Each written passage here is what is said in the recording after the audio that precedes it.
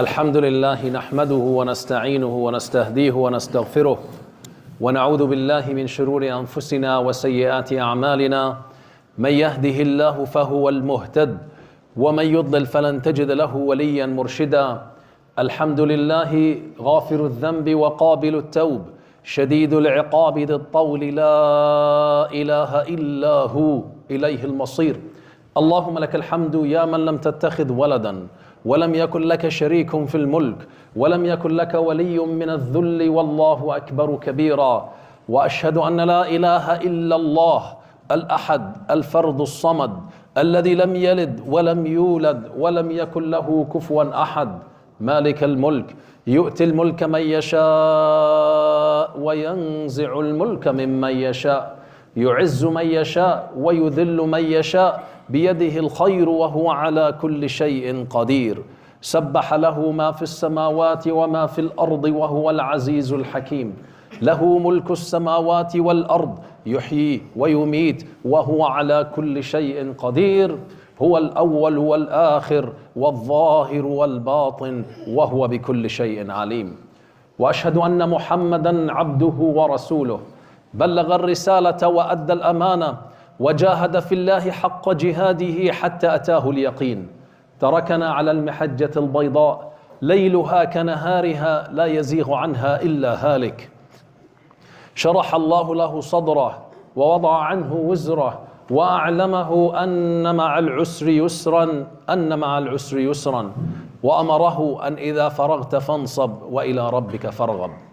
عباد الله، أوصيكم ونفسي المقصرة بتقوى الله وأحذركم ونفسي من عصيانه ومخالفة أمره لزوما لقوله الحق تبارك وتعالى في كتابه الكريم: يا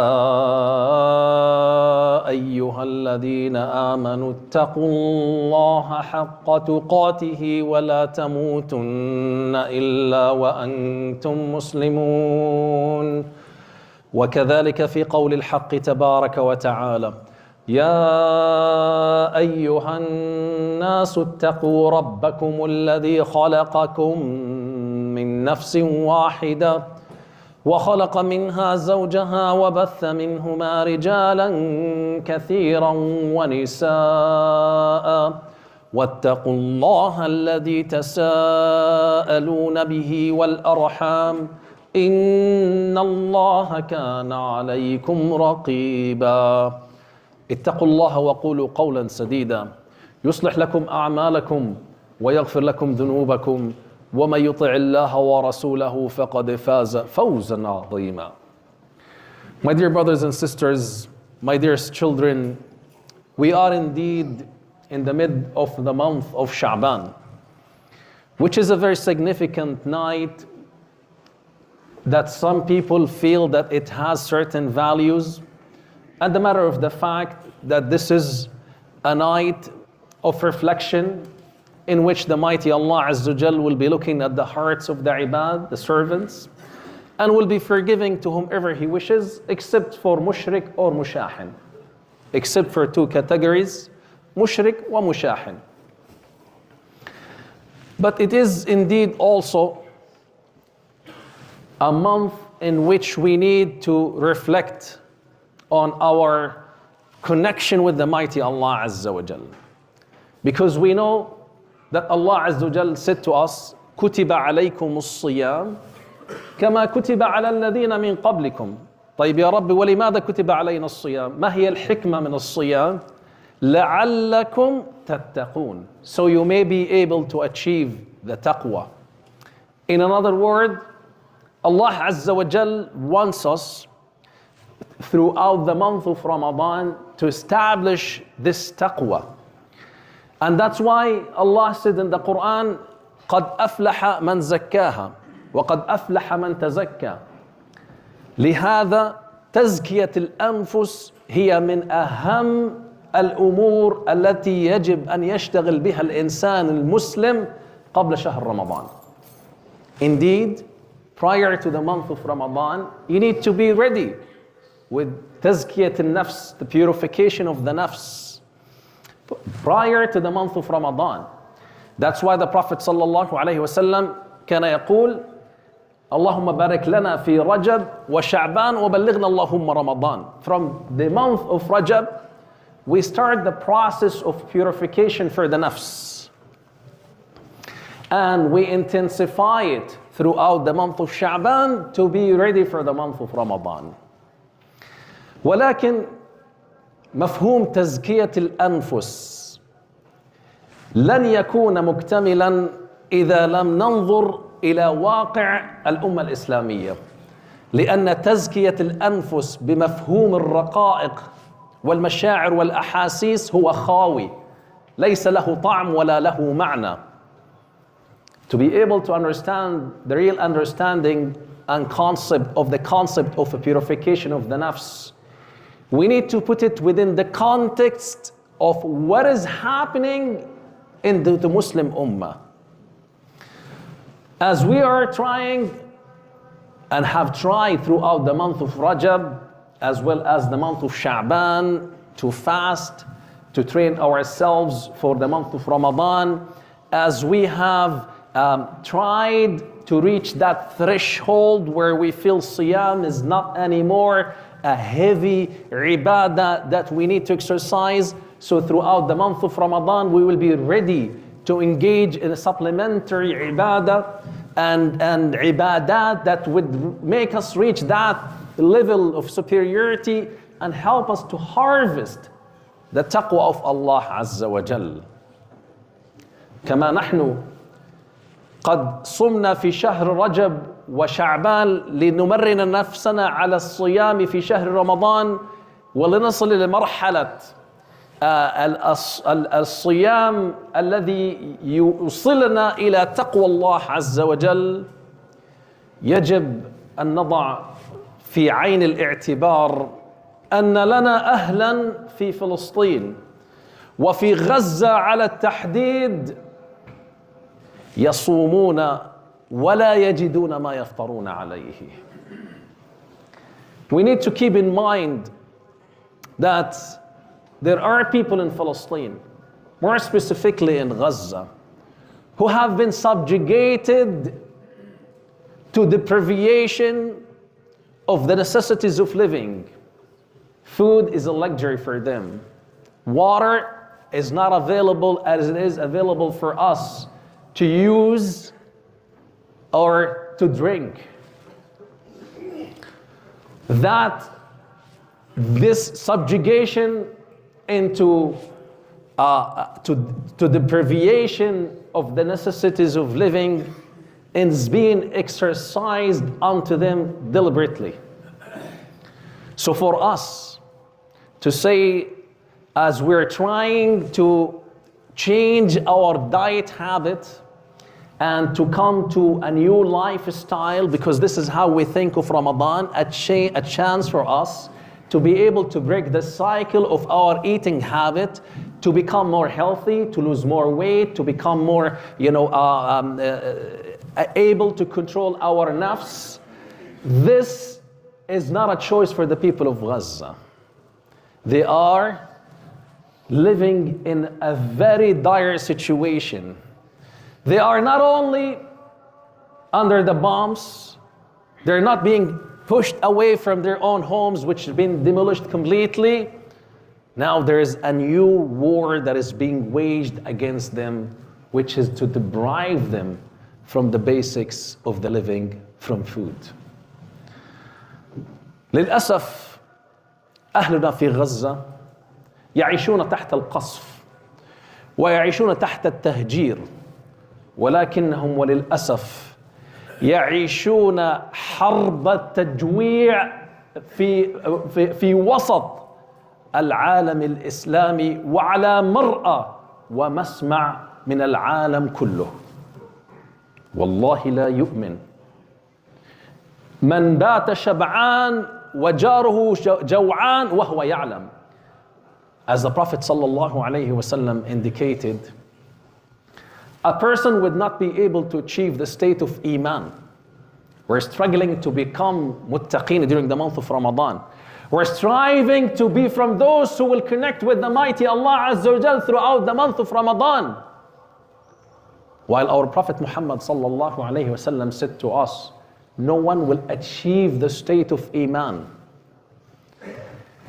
Sleeping with a full tummy, with difficulty of digesting what we have consumed after long hours of fasting, while knowing that there are Muslims who are sleeping at night, if they're able to have a sleep at night with their stomach empty. This is the reality we need to put into the context of تزكية الأنفس. تزكية الأنفس ليست جلوس في المساجد والبكاء بين يدي الله عز وجل والخشوع والتضرع بلا معنى ولا روح. تزكية الأنفس تتطلب منك أن تشعر بما يشعر به إخوانك من بني جلدتك، إخوانك في العقيدة وفي الدين، وهم يعيشون تحت القصف والتجويع على مرأى من العالم كله. The real understanding of purification of the nafs would require from you and expect you to be mindful and aware of the struggle, the pain of your own brothers and sisters who are living under not only war, but now there's a new war being waged against them, which is deprivation from food. These meanings need to now emerge into our new Ramadan. This Ramadan is completely different than any other Ramadan we have lived in North America and the Muslim community overall in the whole world. We need to wake up. We need to have a live conscience. It's no longer a choice for us to be passive, to be from those who just cosmetically apply the rituals of their deen and this is it. We fast for 30 days, mechanical fasting. We end that with a huge celebration, not knowing what for, but just because Eid is a must for us to celebrate, without understanding what we have accomplished from Ramadan, because that has been the case for us for the past Ramadans. It becomes mechanical. This Ramadan should be completely different, because the hal of our people, the conditions of the people of Gaza is similar to what Allah said in the Quran. حالهم كمن يقول حينما رأى الأحزاب حينما رأى أهل غزة الأحزاب قالوا هذا ما وعدنا الله ورسوله وصدق الله ورسوله وما زادهم إلا إيمانا وتسليما. The conditions of the people of Gaza right now is similar to what Allah mentioned in Surah Al-Ahzab, when the believers saw the confederators, the G7 countries, with the media of the whole world conspiring against small geographical area, heavily tensed, with no means of protecting themselves. لما رأى المؤمنون الأحزاب قالوا. We did not hear the people of Gaza condemning their condition. We did not hear them saying this is this is not something we're expecting. They're saying and teaching the whole world, هذا, this is indeed ما وعدنا الله ورسوله, what Allah and His Prophet have promised us. Because there are those who may يعبد الله على حرف, who worship Allah Azza wa Jal on the edge. فإن أصابه خير اطمأن به. If things are going smooth, my stomach is full, my bank account is full, my children are safe, everything is cozy, I'm enjoying my life, this is it, I am with Allah. When things change, then my relationship with Allah starts to change. This is not it. The people of Gaza have taught the whole world what does real Iman, a practical Iman mean. To stand in front or under the bombs and despite of the hunger and saying Alhamdulillah, saying Hasbunallah wa ni'mal wakil. despite of the fact that there are so many neighbors around them who are fighting obesity and they're unable to lose weight to maintain a healthy lifestyle in the Muslim Ummah. هذا ما وعدنا الله ورسوله وصدق الله ورسوله وما زادهم إلا إيمانا وتسليما. Let this Ramadan be different. Let this Ramadan take us out of the tradition, take us out of this cosmetic lifestyle and mechanical worshipping to the mighty Allah Azza wa Jal. Let us think in a positive way that would help us to do something to alleviate the suffering of our brothers and sisters all over the globe. After I finish my Jum'ah khutbah, I will be asking you to listen to one of the brothers who is in charge for a project for hospitals or treatment facilities in Afghanistan, where people are struggling to meet the basic needs of health that is required. 700 people, almost as I was told, are waiting online for basic treatments that is not provided for them. Where is this? Why is this happening in an ummah that is 2 billion in number, that has enough resources, that has enough money to prevent us all the time from looking to the east or the west and extending our hands for begging for support and help? Why is this happening to the Muslim Ummah? Why are we not able to stand on our own feet and defend our own selves and to be ready to do something to alleviate the suffering of our own people and change the conditions we're living in? Let this Ramadan be a different Ramadan, as I said. NCCM have already announced and launched a campaign this Ramadan saying this Ramadan will be different than the previous Ramadans. Almost 300 organizations and masjids, including our masjid, have signed up to this declaration, sending a very clear message to the politicians in our government. You're not allowed to come through that door unless you meet this criteria.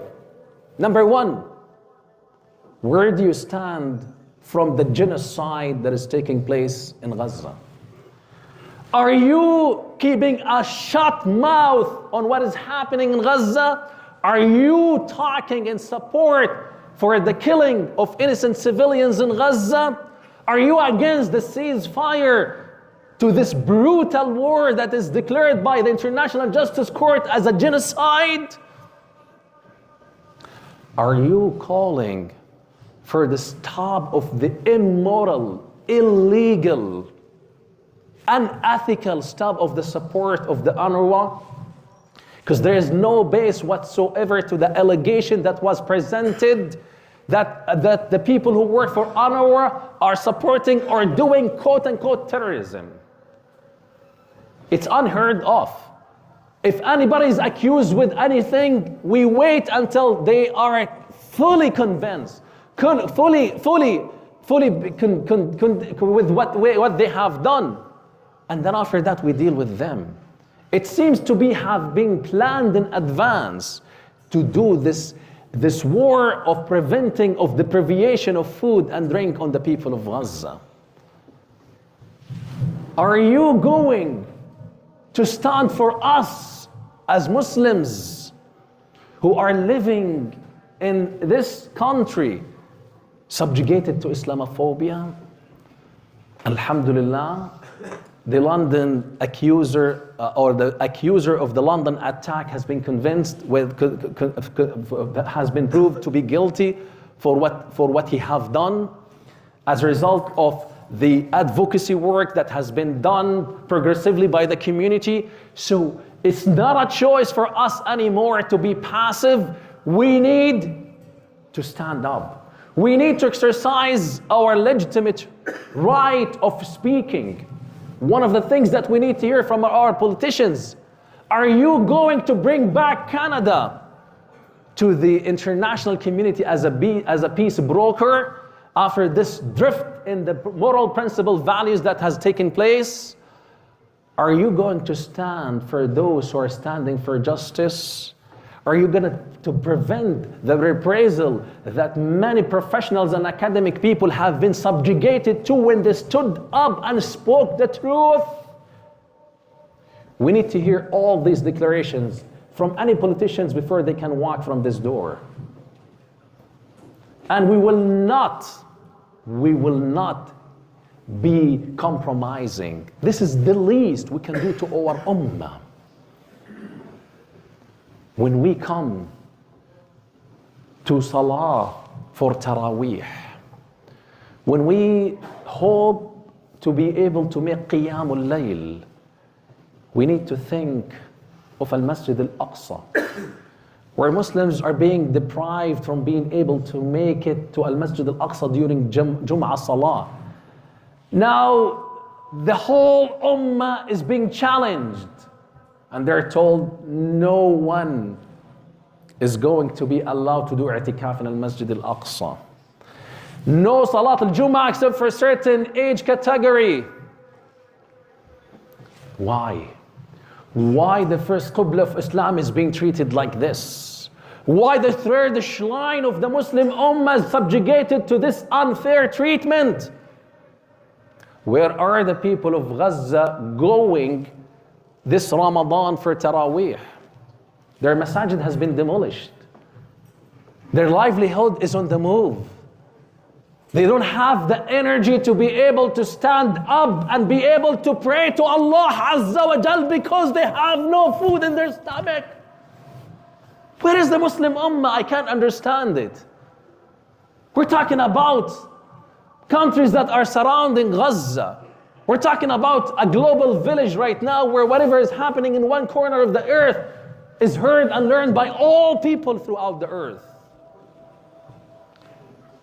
The moral principles are not only words to be said in public talking, it's actions. It's sacrificing and standing for truth. If you think that standing for truth is going to be welcomed by everyone, you are an illusion.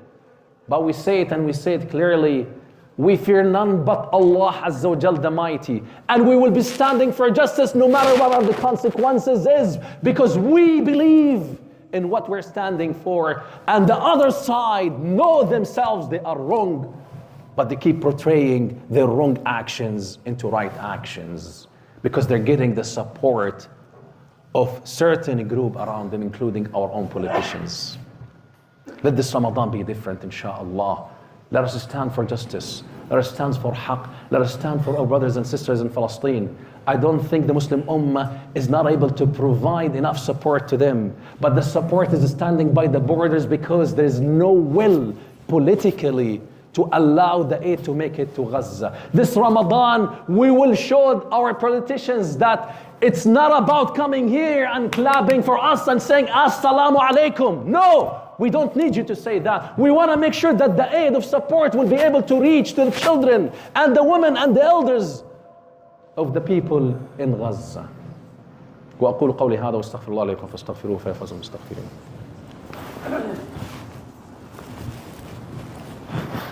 الحمد لله نحمده ونستعينه ونستهديه ونستغفره ونعوذ بالله من شرور انفسنا وسيئات اعمالنا من يهده الله فهو المهتد ومن يضلل فلن تجد له وليا مرشدا ان الله وملائكته يصلون على النبي يا ايها الذين امنوا صلوا عليه وسلموا تسليما اللهم صل على محمد وعلى ال محمد كما صليت على ابراهيم وعلى ال ابراهيم وبارك اللهم على محمد وعلى ال محمد كما باركت على ابراهيم في العالمين انك حميد مجيد اللهم ان عبيدك ابناء عبيدك ابناء امائك نواصينا يا رب بيدك ماض يا رب فينا حكمك عدل فينا قضاؤك نسالك اللهم بكل اسم هو لك سميت به نفسك انزلته في كتابك أو علمته أحدا من خلقك أو استأثرت به في علم الغيب عندك بأن تجعل القرآن العظيم ربيع قلوبنا يا رب اللهم اجعله جناء لهمومنا وأحزاننا يا رب العالمين اللهم ندعوك في هذا اليوم الفضيل وفي هذه الساعة المباركة بأن تفرج كرب المكروبين في مشارق الأرض ومغاربها اللهم ارحم المسلمين في بقاع الأرض يا رب العالمين اللهم ارحم إخواننا في فلسطين اللهم ارحمهم في غزة اللهم نسألك بجلالك أن توفقنا لنصرتهم يا رب العالمين اجعلنا من ينصرون دينك يا رب العالمين اللهم نسألك بأنك أنت الله الذي لا إله غيرك بأن تكتب لنا الصلاة في المسجد الأقصى آمنين مطمئنين فإنك على كل شيء قدير وصلى الله على سيدنا محمد وعلى آله وصحبه أجمعين وأقم الصلاة